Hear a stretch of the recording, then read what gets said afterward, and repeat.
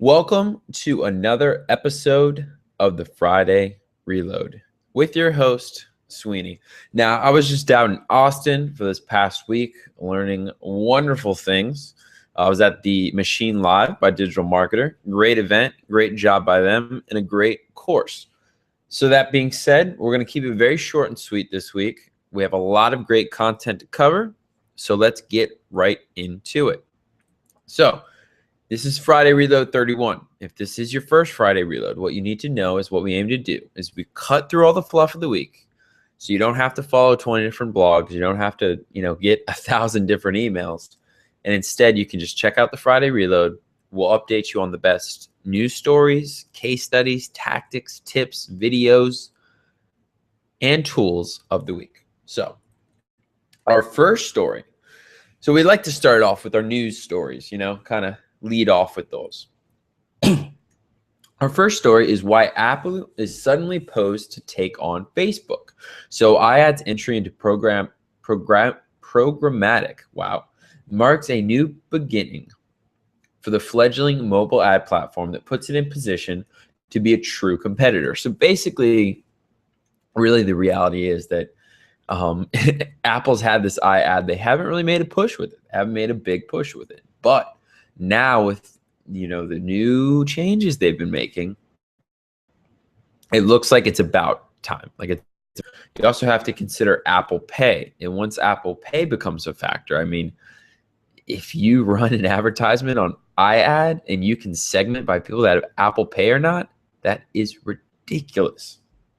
And you're going to find out even more about this kind of credit card information in our Twitter story. So mobile tech, as we know, is booming. Just it's a quick point. This is just a speculative article. Nothing too concrete or crazy. Next up, kind of funny. Happy holidays, the season of failing with Facebook ads. So basically, it's that time of the year where tons of sales are going on. It's Christmas, it's Cyber Monday, it's Black Friday. We just had both. And everyone's running Facebook ads. Here's the thing. Higher competition, more people running ads, less inventory, prices are higher. Competition is higher. What does that mean? If you've never run an ad before, you're probably not going to do well. And then you're probably going to blame it on Facebook. So John Loomer breaks down the reasons why you're probably not succeeding. For example, the users don't know you. You don't know what you're doing. And he tells you what to do instead. So John Loomer, a lot of great Facebook advice. I think it's worth mentioning. It's one of those kind of bad times to jump into the waters, or at least be realistic and realize what you are competing with. So we have another article here. While Facebook lags, Tumblr and Pinterest are the fastest growing social networks.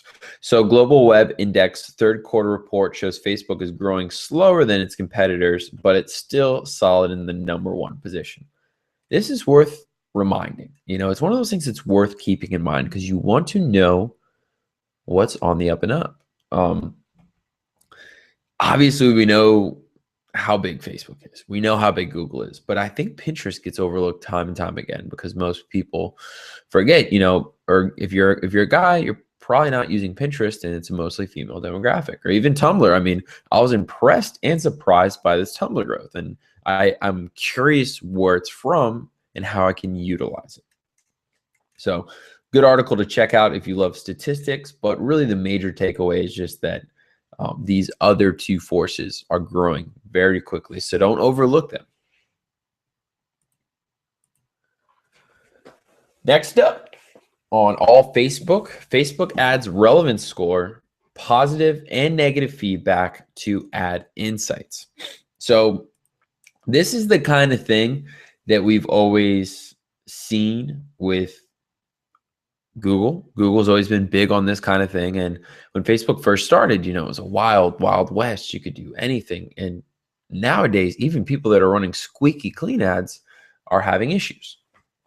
So Facebook recently added this, and let me describe it to you. So relevance score on a rating of a scale of 1 to 10 based on how well the audience is responding to the ad. This is calculated after ads have received 500 impressions. Positive feedback, ratings of low, medium, high based on the number of times Facebook users performed desired actions like shares, website visits. Negative feedback, ratings of low, medium, or high based on the number of times Facebook users hide ads or choose not to see ads from brands. So they added this to their ad insights, aka their reporting platform. This is very useful because I think if you're having a really aggressive campaign or you have a campaign that's doing really well, you can look at either one and get a feel for where your ads are at and how are they performing. I also really like the relevance score. So just a few more metrics, good ways to check out and see how your ads are doing. John Loomer has a take on this. Facebook ads reporting, not all website clicks are created equal. So check that out if you want to kind of dig into that a little bit more.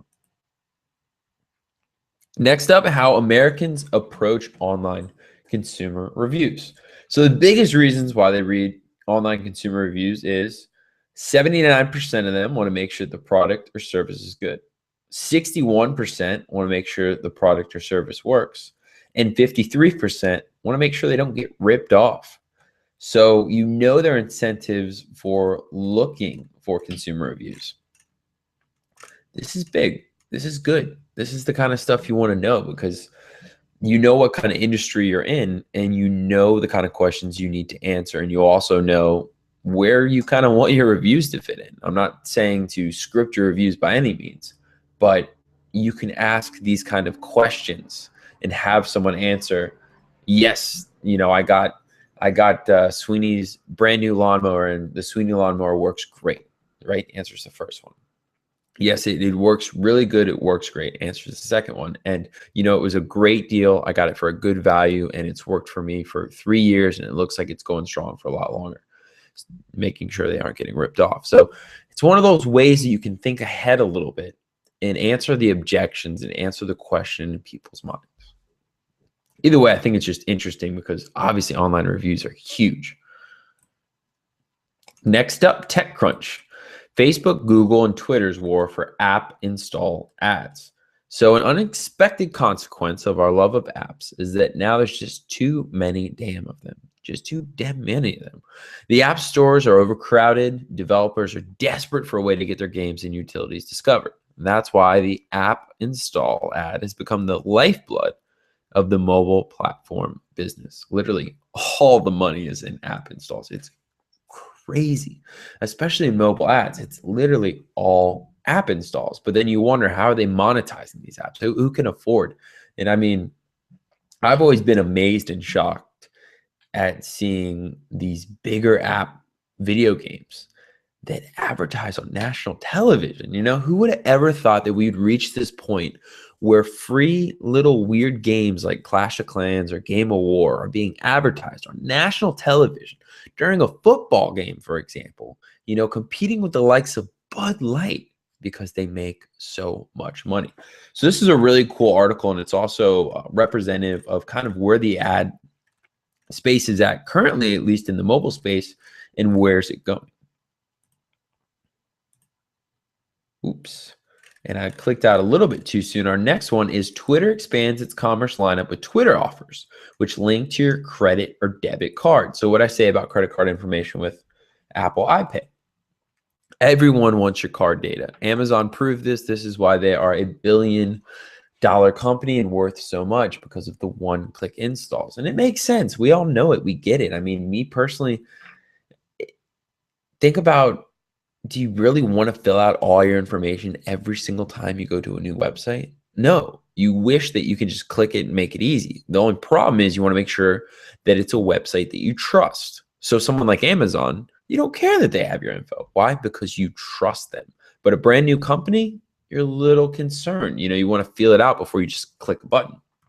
So what Twitter is doing is they are offering these Twitter offers. And it's going to be linked to your card. So for example, users add the offer to their card.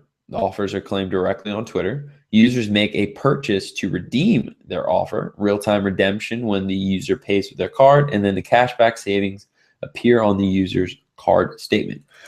It's pretty interesting. It'll be interesting to see how they pull it off and how well it works, because Twitter is just knocking out different ad ideas, man. They're just throwing things out to the market, and they are really trying and pushing hard. And just like no one thought Facebook ads were ever going to be too much, and now Facebook ads are amazing, Twitter is really making a lot of good moves and good strides with their advertising platform. All right, on to more traditional stories for this week. This one comes from Lead Pages. What doing over 200 webinars in 2014 taught us about marketing for 2015. So as mentioned, time-wise, I got a lot of good stories and not a lot of time. But we're going to bounce around this one a little bit. First off, 200 webinars. Wow. So here are some of their lessons. I actually take that back because it's 24 different lessons. So I will say that this is an awesome post. It's a very good post, and I think it's worth reading. But I'm not going to divulge into all 24. Next up, we have John Loomer, and he covers Facebook remarketing, 8 effective website custom audience strategies.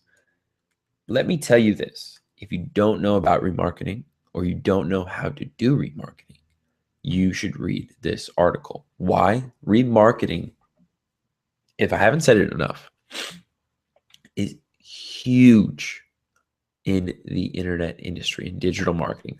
Remarketing has changed everything. And I honestly mean this. I understand the hype attached to that. I don't like it. I don't like giving you that much hype, but it is true. Believe it. The hype is real. Learn about it, remarketing. Learn how to use it and utilize it, and you will do excellent. Next up, 15 psychological studies that will boost your social media marketing. And this comes from Buffer Social.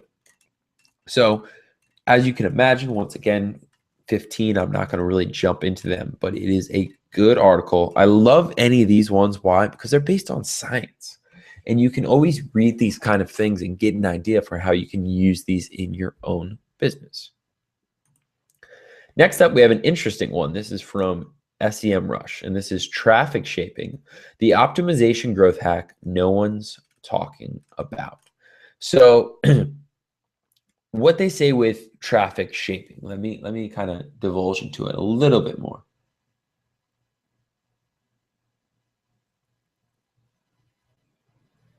Basically, it's trying to get users to go where you want to. So it's kind of a mixture of UI, design, user navigation. And why is it necessary? Well, most websites have poor information architecture. High converting pages aren't necessarily high traffic pages. We often ignore organic visitors that land on our site. This is a really good point.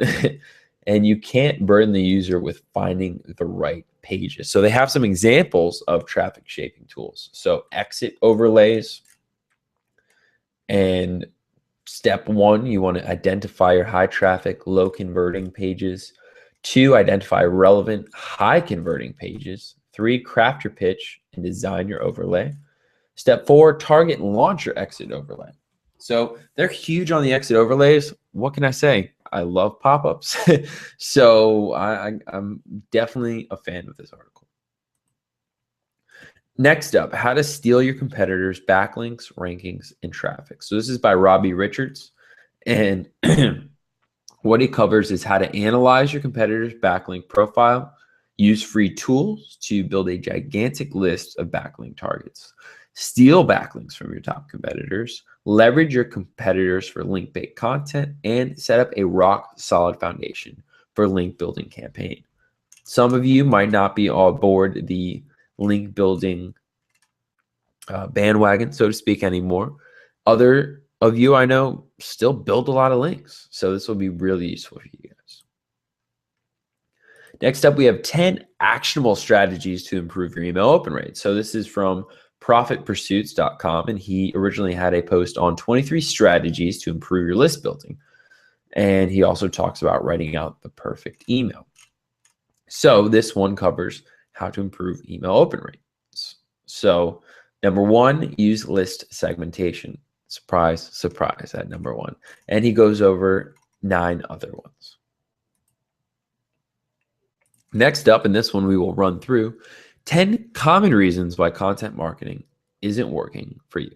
So, is it content marketing working? Just because something is common, popular, or important doesn't automatically mean that it's working. So, here's the 10 common reasons. Number 1, you haven't refined your strategy. Number 2, you don't spend much on content marketing. Number 3, you aren't promoting your content. Number 4, your content sucks. Number 5, you're in a tough niche. Number 6, you're up against a Goliath of a competitor. Number 7, you haven't waited long enough. Number 8, you have horrible SEO. Number 9, your expectations are too high. And then number 10, you're not having any fun with it. Originally saw this on Growth Hackers, a lot of good stuff on Growth Hackers. And this is from the Kiss Metrics blog. Next up, had to include this one, why no one's reading your marketing content.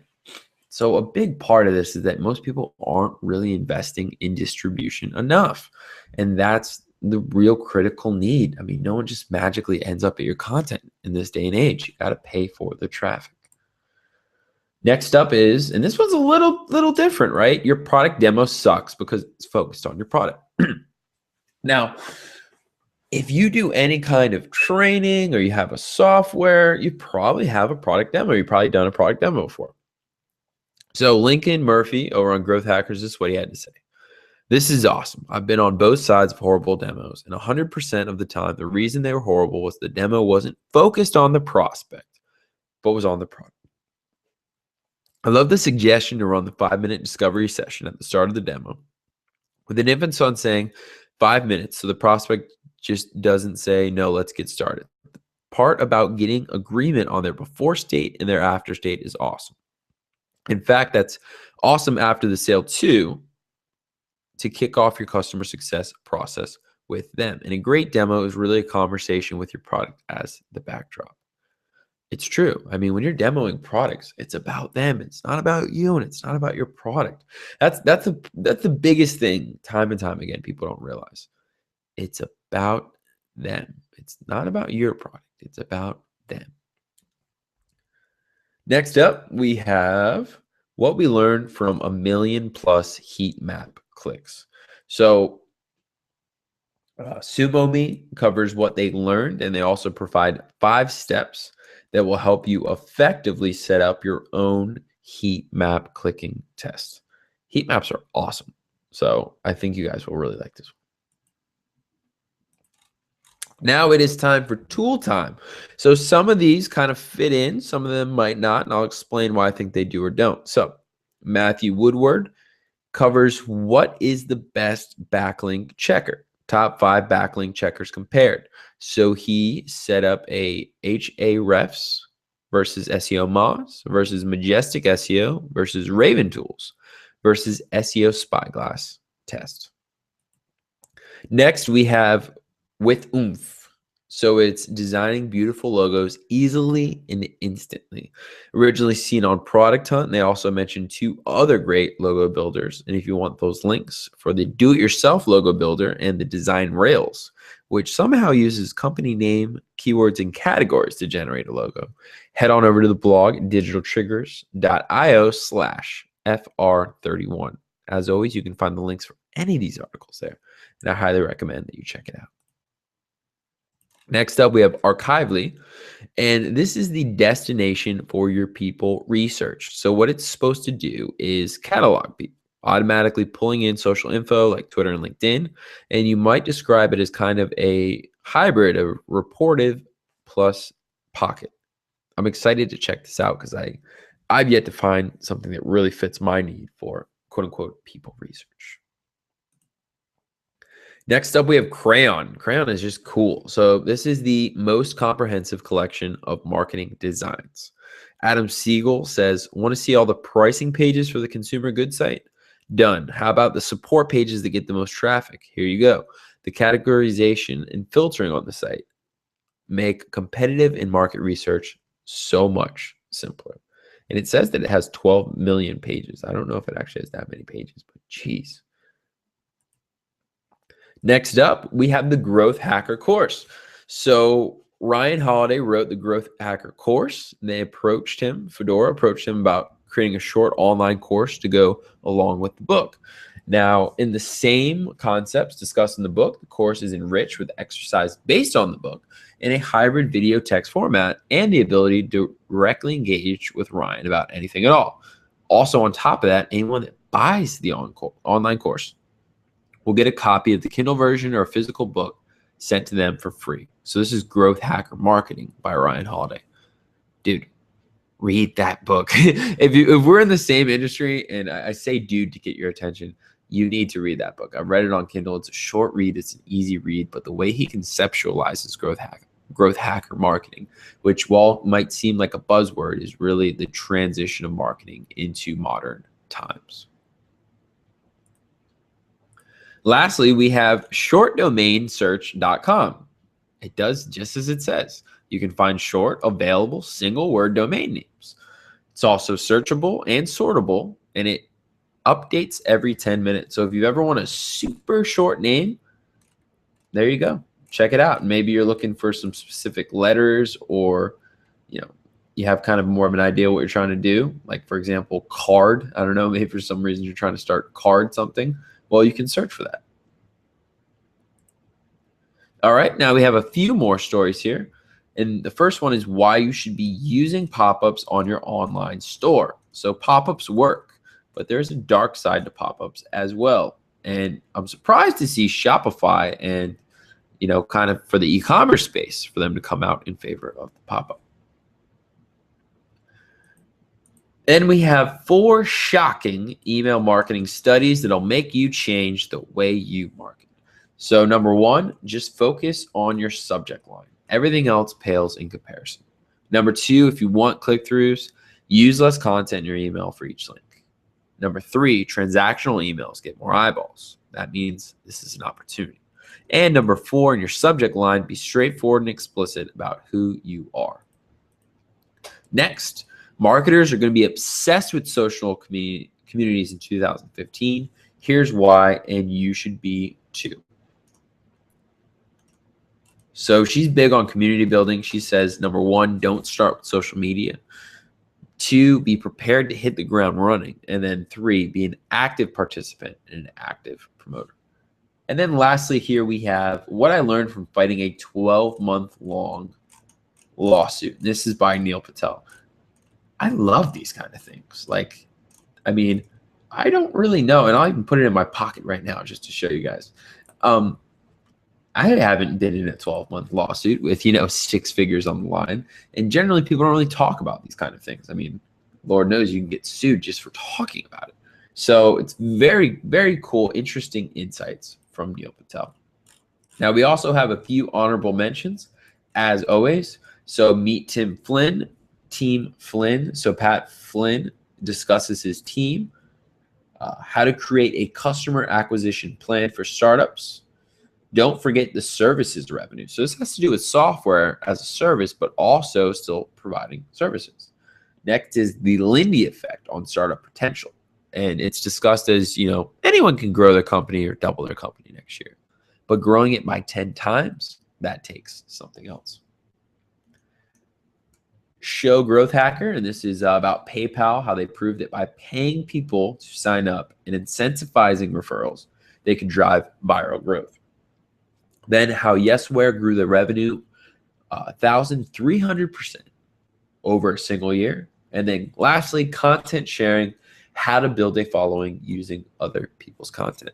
As always, thank you for joining me. Sorry it was a little late. Austin was an awesome time, and there was a lot of work to be done and not a lot of time to do it. So I'm excited for our podcast next Tuesday. I think you guys will like it a lot. All I will say is it is about surveys. Yes, surveys. So I will catch you then. As always, thanks for tuning in.